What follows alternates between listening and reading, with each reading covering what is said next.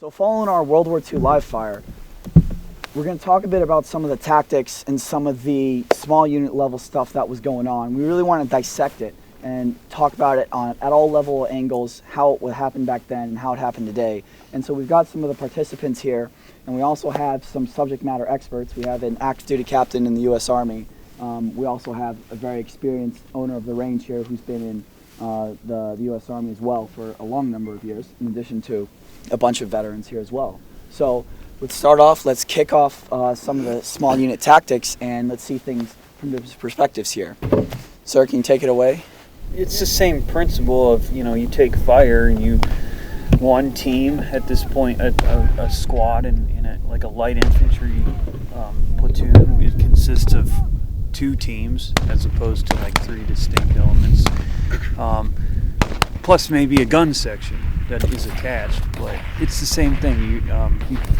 You take contact. One of those teams then has to establish a base of fire, and the other one is responsible for the maneuver. There was things that were different, but there were also a lot of things that were similar. The biggest thing I noticed, obviously, was the way that it was task ordered. Having a squad that has 3 distinct teams. Once you took contact, that gun team got up on line and started to suppress the enemy that was shooting at you. And then the squad leader took charge and said, we need to maneuver, and that's what you guys did. And that remains essentially the same. And so as we've adapted and consistently changed our training programs to fit the technology that we're advancing with. Was the other guy that was wearing his Marine Corps uniform? The flak earlier. Yeah, with the flak vest, and then seeing that. I went through the last few portions in 2002 of what they were training in at Fort Benning, and it was a lot of the woodline tactics, blading your body. And now since everybody carries a plate carrier, just the difference from moving the body to facing that, to have the bullets soak up from the front instead of blading body because of the tension pneumothorax issues. Minimizing silhouette, which actually now when we're doing it, we face the push forward, chest there to soak up those bullets hitting straight on. With these longer guns, as you had mentioned earlier, where's that muzzle going? So really, I was talking with some of the guys and they're like, man, can you imagine trying to fight like this? World War II, they kind of stressed it a little bit simpler, probably because you start cranking out guys, once the draft starts, you should have to pare things down and just get the basic essentials. Once you get that maneuver element up online, you go. Yeah. You don't, you try not to keep, you try to keep your exposure to the enemy as short as possible, so you just go. I'm up, I see me, and down. Not even that. Yeah. It's just you move. You keep on moving. You don't go down, you don't go on a knee, you just keep on going. I like how you said about the draft. Totally different mindset. And so your simplicity in training has to be kindergarten simple. I think a lot of the guys in World War II probably didn't even graduate high school, right? Or what was the deal with that? Oftentimes they would have to quit to go back on the farm, or we were still in the midst of the Great Depression. Yeah. So high school isn't a priority when you put food on yeah, the table. exactly right. Well, I guess with me, I would just talk about with weapons going down. That was an issue for us today. With I know you had jams and everything. My gun went down, and for 2 rushes, I was just finger fucking it, trying to get it out. And I never messed with Garands and M16s and M4s all the time. So tat rat bang is what I know. Yeah. So going with I ended up just having to take another round and just pop out the round and get my gun up. So. And you would expect it to be such. I was like, oh, this will be different. I got out here and I was like, man, what was it? 9 weeks basic training. 6 weeks sometimes back in the day. They shortened it, I know, during NOM. But 6 to 9 weeks back in the day on that. Yep, you better make every shot count. Yeah. With the rate of fire as well. Today we're used to 30-round magazines. This is an 8-round magazine. Lightweight, ergonomics, you can move faster. This thing, wow. Yeah. I'm impressed.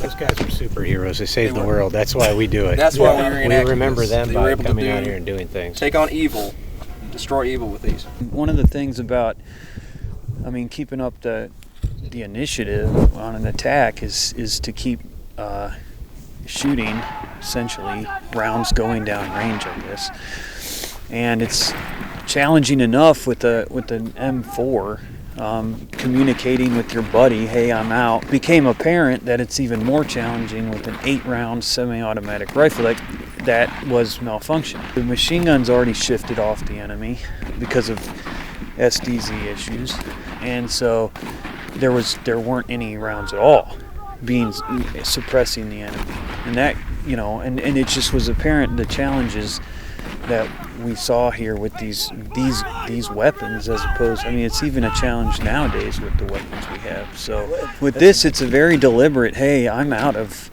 ammunition. You need to keep this rate of fire up enough to suppress the enemy, but also for you not to run out of ammunition while I'm still out of ammunition, because then nobody's suppressing the enemy. We ran into that a couple of times. I think so. A couple times you might have run into that. Some people wouldn't want to be caught out here, just like they probably wouldn't want to be stuck downtown Iraq going door to door and stuff, or in the jungles or in the snow or whatever. But these guys had to adapt and overcome each one of those situations and stuff, because not everything's going to be peachy perfect simplicity.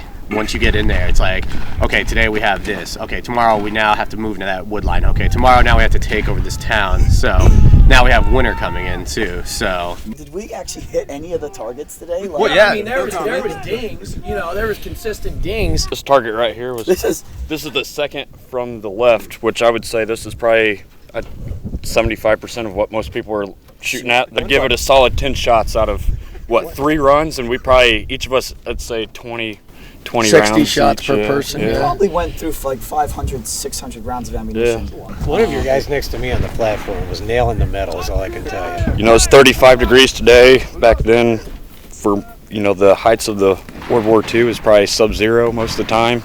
Trying to get your fingers to operate, pushing the clips out, and anything, you know, it's amazing. It puts, just for what little we have done and tried to replicate today, just gives you a whole new respect of what they had to do back then. So. Yeah. situation dictates. I can't speak to what, you know, ARs and M16s will do in the cold, but these things, I mean, if it's sub-zero and they're wet, the wood swells up, the metal freezes over, they'll jam up. The 1919 is nothing but metal, so it will completely ice up on you. It being 30-06, Oh, yeah. if we had run the range with 5.56 stuff, it would have been a lot more easier to communicate, a lot more easier to run around. With the 30-06, it was, I think I was screaming a lot more than So I get what you're saying, just trying to communicate and move around in the wood line back then. guys back then were a lot more cognizant of their safeties as well, because with ARs, like, we're taught from boot camp from day one of just, you know, pick up, safety on, run. But you can't really do that with a Grand at all, because if you do that, you're actually risking a negligent discharge by just flicking the safety on and off. So the guys back then must have been a lot more safety cognizant of that kind of thing with their trigger fingers. Also with the light 30 MG team breaking down, what do you guys think about how that went through? That sucked. Why, Plain and simple. Why did that suck, Corey? Because it's very, very heavy. I know we still have the, you know, the M240, which is about as heavy, and it's still 308, but as far as I know, they don't run M240s with tripods. They run them with bipods, right?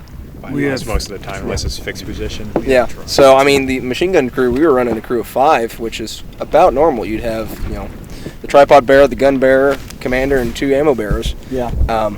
You know, because you kind of need it with that. Yeah. And breaking that thing up or breaking it down and putting it up, it takes some time. So the M1 rifle I have in my hands right here belonged to a friend of mine. It still belongs to him. His name is Kevin Schranz, and he was with me with Charlie Company, 1st Battalion, 9th Marines. He was a machine gunner in 0331, went on both of our 2 combat deployments that we had.